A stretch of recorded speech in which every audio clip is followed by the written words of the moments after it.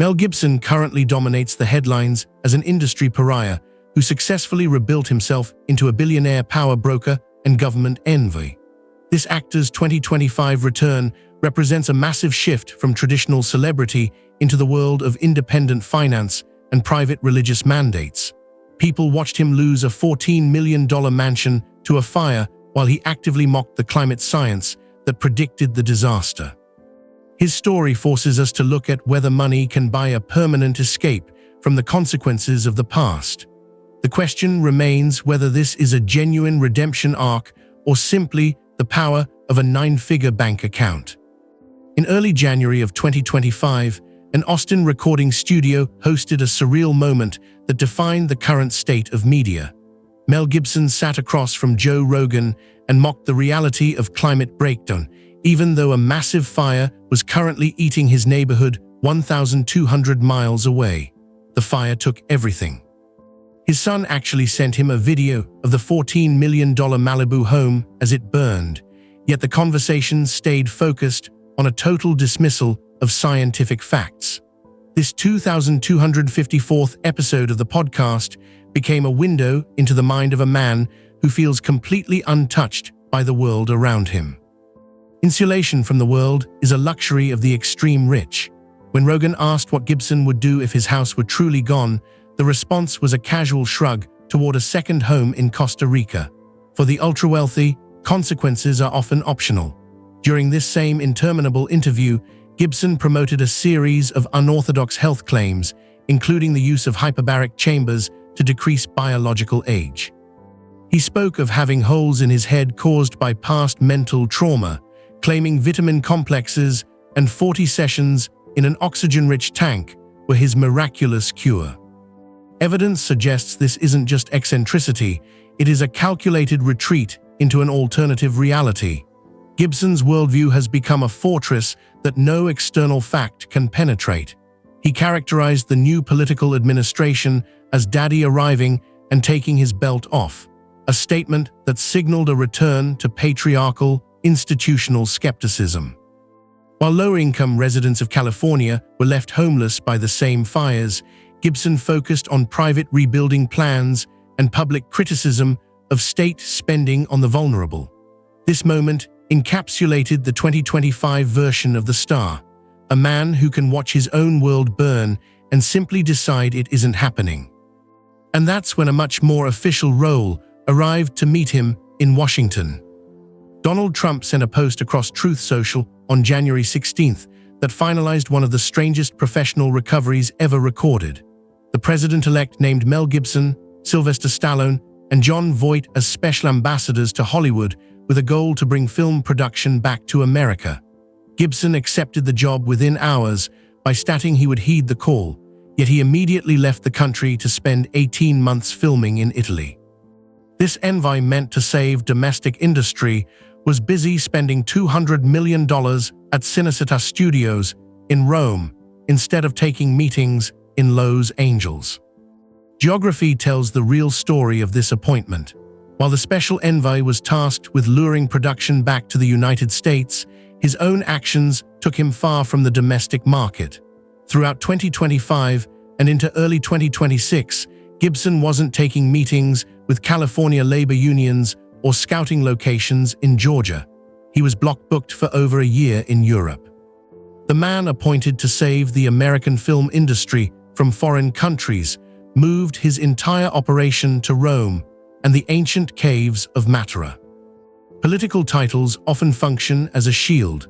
Mainstream outlets like the New York Times reported the appointment while glossing over the repeated scandals that had led to his decade-long exile. By framing Gibson as a veteran filmmaker and a Trump supporter, the narrative shifted from a history of battery and anti-Semitic rants to one of patriotic duty. It was a masterclass in image laundering. The logic of this pivot is purely transactional. To the new administration, Gibson is a warrior who refuses to be broken. To Gibson, the title provides a level of institutional protection that even the most powerful talent agencies couldn't offer. He has effectively replaced the approval of the Hollywood establishment with the endorsement of the federal government. The problem was that no government decree could match the power of the private financial empire he had already built. Financial independence became a necessity for Gibson in August of 1989 after every major studio refused to fund his version of Hamlet. He co-founded Icon Productions with Bruce Davey so he could stop asking for permission and start acting as his own private bank. Today, his Dendy Icon Group owns production offices, distribution rights, and 52 cinema screens across Australia, giving him total control of the loop. If Hollywood refuses to show his work, he simply releases it through his own theaters. In 2020, he expanded this further with Icon Film Finance, a subsidiary that provides cash flow for independent productions. This financial loop reached its peak in 2004 with the release of The Passion of the Christ. Every major studio passed on the project, forcing Gibson to self-fund the $30 million budget. The result was a $612 million global phenomenon. Gibson personally pocketed nearly $400 million from that single venture. Even after a 2011 divorce settlement that saw him hand over an estimated $425 million to his ex-wife, his net worth in 2026 remains anchored at that same amount. Liquidity is what allows him to greenlight a $200 million sequel today without a single traditional studio contract. Gibson hasn't just survived the cancel era, he has bypassed the system entirely. He is the only player in the game who can lose half his fortune and still outspend the people trying to ignore him. Independence came at a price. This independence eventually led him to build an altar hidden behind the heavy gates of the California hills. Hidden behind the heavy gates of a 17-acre compound in Agora Hills, a private religious community operates under its own ancient laws. Mel Gibson built the Church of the Holy Family as a sanctuary for traditionalist Catholics who believe the modern Vatican is a counterfeit institution. This is not a community parish. It is a spiritual sovereign state. The funding flows through the A.P. Riley Foundation, a nonprofit Gibson named for his late mother, $42 million. That is the total asset value held by Gibson's private foundation to support his hidden chapel. The gates stay closed for a reason. While Gibson built his fortune on cutting-edge cinema, his church operates on 16th-century logic. The 70 members are traditionalist Catholics who practice the Tridentine Mass in Latin and adhere to strict social codes, including the requirement for women to cover their heads. Investigation of the site reveals a facility built for austerity rather than comfort, featuring stiff wooden chairs and a total ban on cameras. It is a physical manifestation of his father's extremist views, a place where the eras of the 1960s were never allowed to enter. This compound provides Gibson with a social circle that is completely insulated from mainstream cultural standards. Here, the scandals of Malibu do not exist. Only the adherence to an ancient, rigid doctrine matters. Reports surfaced of Gibson once marching to the altar to berate the congregation for gossiping about his personal life, threatening to shut the entire operation down if the whispers didn't stop.